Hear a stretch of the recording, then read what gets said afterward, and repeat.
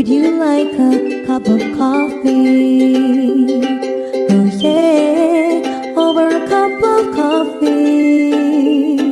Oh yeah, over a cup of coffee. Do not dream and just wait. Work for it now.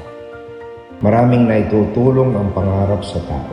When you dream, our brain works. Our dreams are good for our future. It provides growth and goals.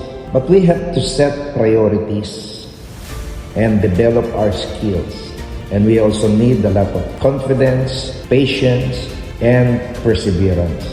Ito yung tulong-tulong para marating natin ang ating mga pangarap sa buhay.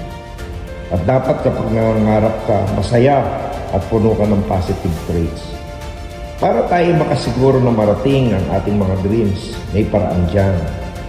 It is written in Colossians 3:23, whatever you do, work at it with all your heart, as working for the Lord, not for human masters. In Proverbs 16:3, commit to the Lord whatever you do, and your plans will succeed.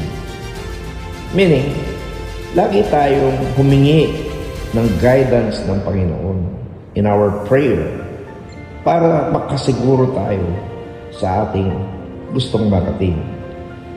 Kailangan ng blessings ng Panginoon sa bawat pangarap nating lahat. God bless everyone.